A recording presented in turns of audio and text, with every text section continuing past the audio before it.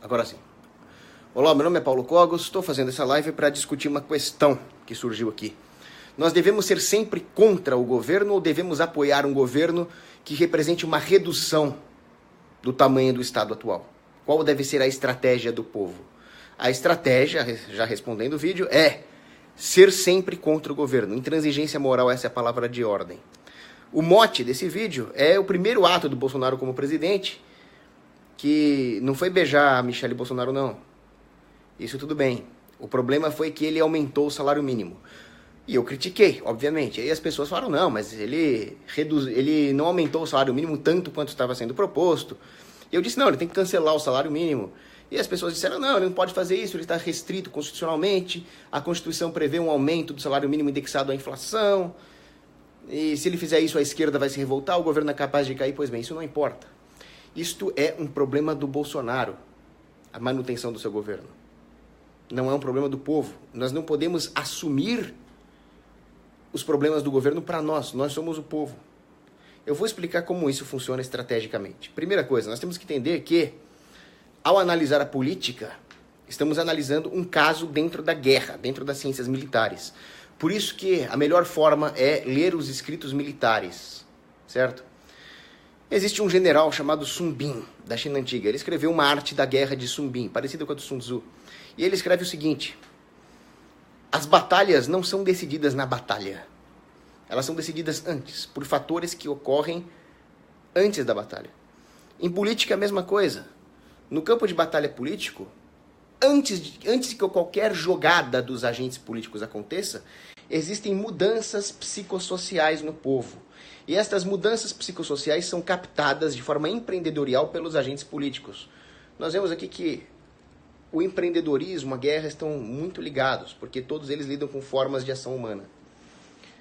Então eles captam, eles encampam os anseios, as insatisfações do povo para conformar esta realidade a sua estratégia, tendo em vista um objetivo. Estratégias só fazem sentido se houver um objetivo. Qual é o objetivo do governo? É perpetuar-se no poder. Então ele vai valer-se de todas as estratégias, inclusive tentar conquistar o apoio do escravizado, que é o povo. Então, se o povo está revoltado com o status quo petista, depois de anos de PT destruindo o país, eu concordo que o PT destruiu o país, qual vai ser a estratégia do sistema? A estratégia vai ser o antipetismo. O Bolsonaro, que vai ter um apelo ali para os revoltados online todos, e muita dessa revolta está coberta de razão, mas perde-se a razão no momento em que ela se torna imoral, a ponto de apoiar uma imoralidade objetiva, como o salário mínimo, ou como a própria existência de um Estado, que é imoral também.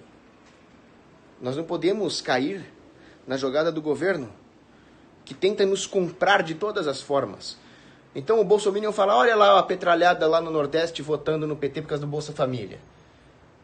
Mas eles também estão sendo comprados, não pelo Bolsa Família, mas pelo Bolsa Antipetismo, por uma pseudo-garantia governamental de combate ao comunismo, nossa bandeira nunca será vermelha, esse tipo de coisa. Essa luta é nossa, não é do governo. Nós não podemos deixar com que o governo deixe parecer que ele está nos fazendo um grande favor de nos livrar do comunismo. Você quer dever favor para o governo? Essa é a ideia que vai ser incutida na cabeça do povo. É muito perigoso essa ideia de ficar devendo favores. Não, a luta contra o comunismo é nossa. Se por acaso o Brasil virasse o comunismo venezuelano, seria pela mão do governo, seria pela mão dos militares com os quais vocês estão tirando selfie na Paulista. Não é estranho que vocês agradeçam esses caras por não te baterem mais? Achar que bater um pouco menos do que o Chaves é um mérito? Não faz sentido. Não é ético e também não é estético. É uma coisa feia de se ver essa servidão voluntária. Agora, qual é a questão? A questão é que o salário mínimo, por motivos que eu não vou abordar nesse vídeo, ele é objetivamente imoral e extremamente danoso à economia. Ele é danoso tanto ao patrão quanto ao empregado, porque eles estão no mesmo time, por assim dizer. Então, nós temos esse problema. Temos que acabar com o salário mínimo. Nós vamos, objetivamente, ser contra o salário mínimo e acabou. Essa é a nossa estratégia. O Bolsonaro vai enfrentar problemas políticos se ele acabar com o salário mínimo? Isso não é meu problema. Vamos jogar o problema para a mão do inimigo. Essa é a estratégia. A estratégia é deixar a batata quente na mão do inimigo. Se vira, Bolsonaro. Eu sou contra o salário mínimo. Como você vai fazer para acabar com o salário mínimo? Não sei, não quero saber. Isso é um problema seu. Se o seu governo cair, isso tudo é um problema seu. Porque com isso nós vamos trazendo as pessoas, inclusive a própria massa, para o lado direito da janela de Overton. No momento em que nós temos essa intransigência moral, nós vamos abordar em discussões por que o salário mínimo é ruim, etc. E vamos trazendo as pessoas para o nosso lado. É assim que se combate. É um processo gradual. Não estou negando isso. Mas na nossa intransigência moral tem que ser agora. Tem que ser imediata. Nós só temos alguma chance de acabar com o establishment, ainda que de forma gradual, se nós não formos gradualistas. Isso me lembra um artigo do Manuel Lora, comentando Rothbard, onde ele fala, olha, a escravidão só acabou porque as pessoas são objetivamente contra a escravidão. Se elas caíssem na armadilha do pragmatismo, de achar que não, mas vamos abolir a escravidão aos poucos, nós nunca teríamos incutido psicossocialmente a ideia de que a escravidão é objetivamente errada e, portanto, nunca teríamos acabado com a escravidão. E com a escravidão estatal é a mesma coisa. É preciso ter essa ideia moral. Se as pessoas, por um passe de mágica, enxergassem a imoralidade do sistema e se rebelassem, o sistema acabava. É realista crer que isso vai acontecer? Não, não acredito em mágica. Inclusive, eu sou um pessimista. Agora, não é essa a questão. A questão é estratégica mesmo. A única estratégia plausível para um povo vai ser sempre contra o governo.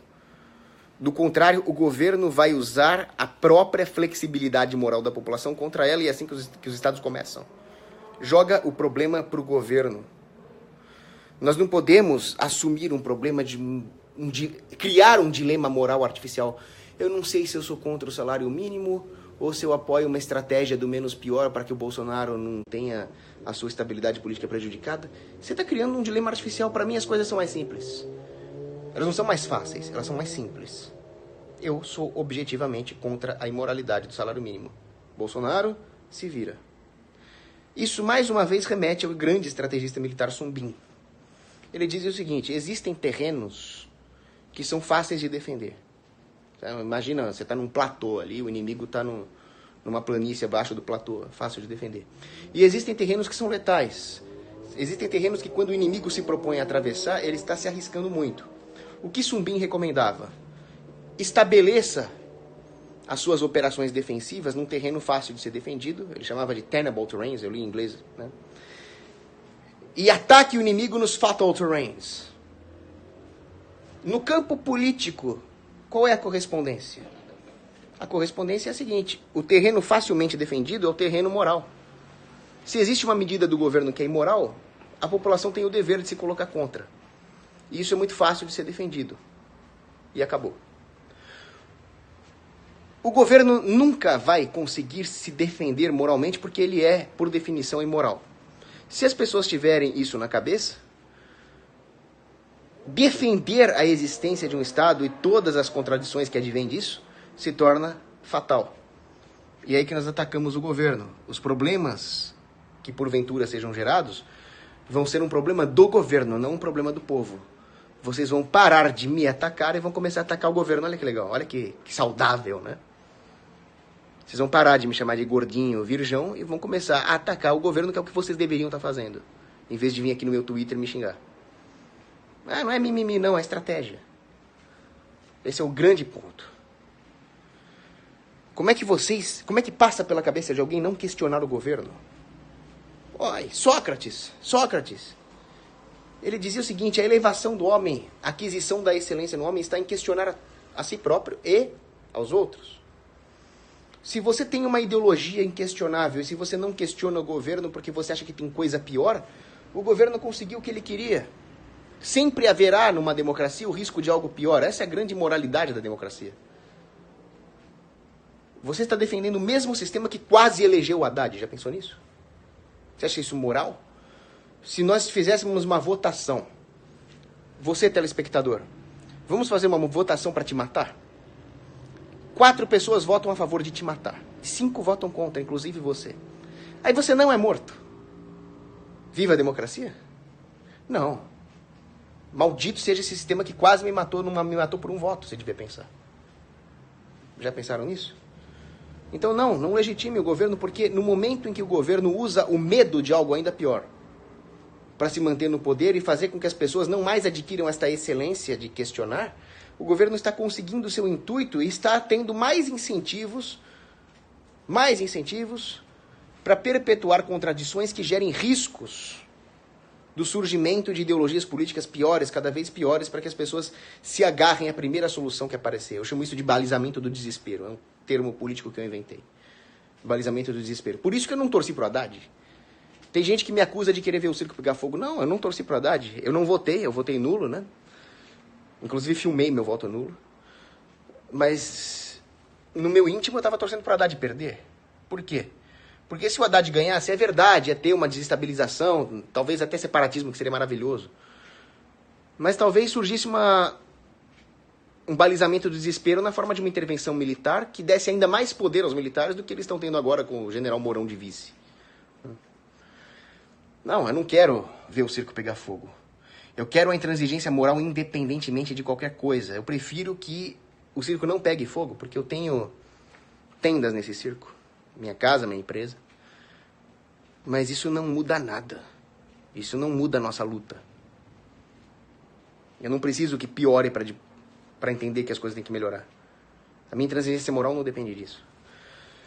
Agora, uma outra coisa que o Bolsonaro fez hoje, que merece ser comentado, é a demarcação das terras indígenas, que ele tirou da FUNAI, não é mais uma atribuição da FUNAI, e passou, junto com as florestas também, que era do meio ambiente, a ser uma pasta do Ministério da Agricultura, que hoje é comandado por uma ruralista, Tereza não sei do que. Aí tem gente comemorando, bem feito para esses índios, bem feito para esses quilombolas, tem que promover a agricultura mesmo. Aí tem a esquerda reclamando, seus elitistas opressores que odeiam índio. Olha só, nós temos que enxergar muito além disso. Muito além dessa disputa de ruralistas e índios, a esquerda indianista contra os bolsominions ruralistas. Não é isso que está em discussão. Todo o conflito que existe entre ruralistas e índios, índio fecha a estrada, mata o ruralista, aí vem o ruralista, atira nos índios. Vocês já pararam para pensar que tudo isso está ocorrendo dentro de um Estado de Direito? E que, portanto, a ideia robesiana de que o Estado existe para evitar conflitos está furada, porque os ruralistas e os poceiros e os índios vivem se matando dentro do Estado de Direito? E que seja lá qual for a solução dada, ela é sempre uma solução arbitrária que ignora a ontologia da propriedade privada, do homestead da terra, e ou ela vai violar direitos dos índios, ou ela vai violar direitos dos ruralistas, o que vai prejudicar particularmente a nossa economia, já que nós precisamos de alimentos baratos, e os ruralistas têm razão em muitos pontos. Por outro lado, os índios também são humanos e também têm direitos naturais igual a mim, porque eles também foram criados à imagem e semelhança de Deus, não por outro motivo. Afinal, sem Deus não existe direito, não existe nenhuma normatividade no universo. Bom, o fato é que, por causa da existência de um arcabouço estatal, não importa se é o Bolsonaro, se é o fucking shit, existe essa conversa de loucos, essa discussão absurda, como se tivesse que existir uma autoridade que por decreto demarque as terras e isso deveria ser obedecido, como se isso não tivesse nenhuma relação com a dignidade do homem e o trabalho que ele despendeu no uso da terra. E é disso que deveria emanar as coisas.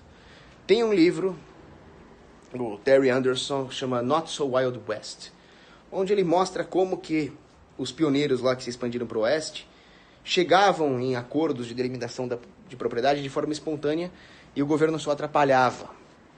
Por outro lado, não havia muito acordo com os índios. Houve conflitos brutais entre os colonizadores, os pioneers lá, e os índios. E ele fala que esses conflitos aconteceram pela falta de um ponto de Schelling. O que é um ponto de Schelling? Ponto de Schelling é o seguinte.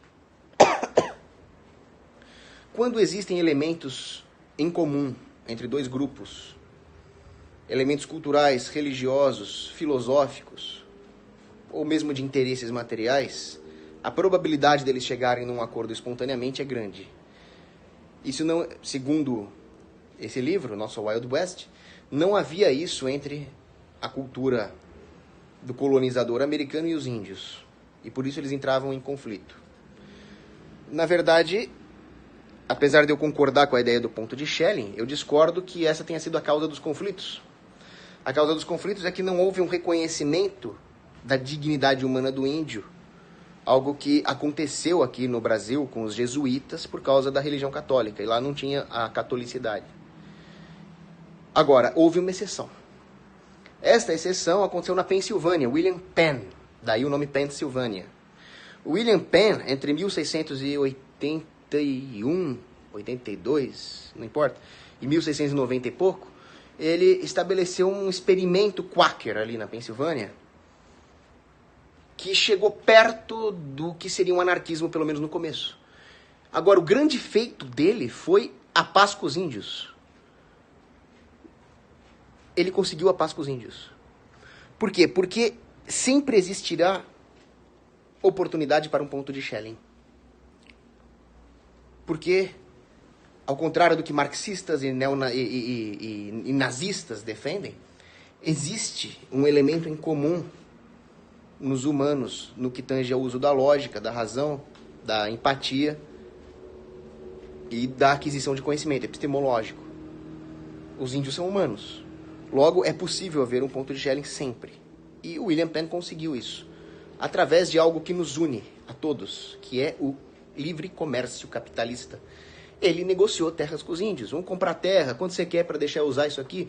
Que os índios têm aquela questão de terras para caça, que eles não necessariamente habitam, não necessariamente ocupam, não modificam, pelo contrário, eles precisam daquela terra virginal para poder caçar lá os bichos. E aí isso entra em conflito com algumas teorias lockeanas de Homestead, etc. Tudo isso foi resolvido com o livre comércio capitalista. O William Penn chegou lá e fez comércio com os índios. Então é disso que deveria derivar a propriedade privada, não de uma discussão ideológica dos indianistas da FUNAI ou dos ruralistas lá do Caiado e do Bolsonaro. Porque isso é a substituição da lógica capitalista que gerou a paz na Pensilvânia por uma lógica política que explora ideologias e gera conflitos. E isso acaba contaminando todas as relações no seio da sociedade. Se esse centímetro a mais de terra aqui é do fulano ou do cicrano, é de A ou é de B, isso não é um decreto. Isso é uma coisa que existe naturalmente e que cabe às pessoas decidir. Decidir não.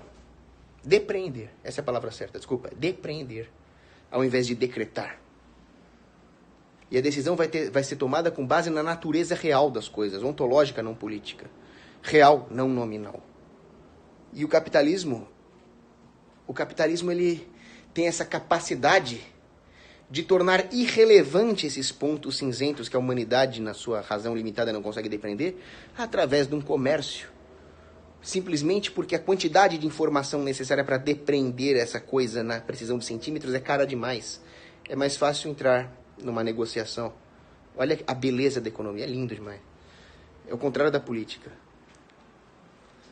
Então, nessa discussão de quem tem direito à terra, se é o índio ou se é o ruralista, qualquer coisa que substitua a lógica econômica pela lógica ideológico-política está errada.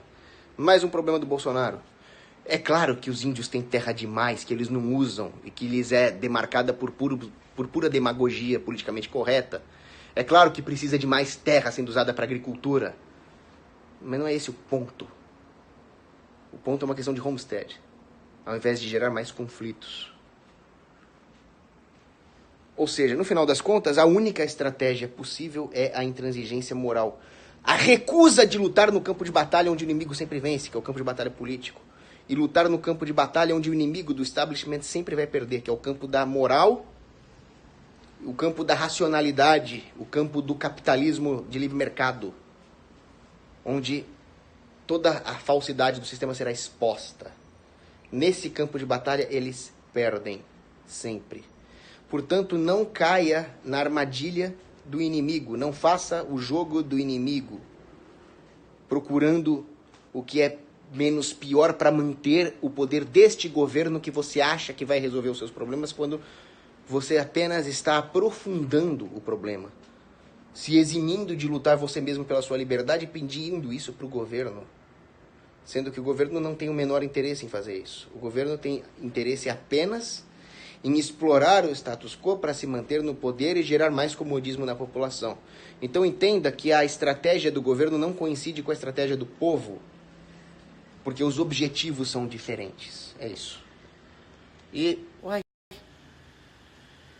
é aqui que aperta.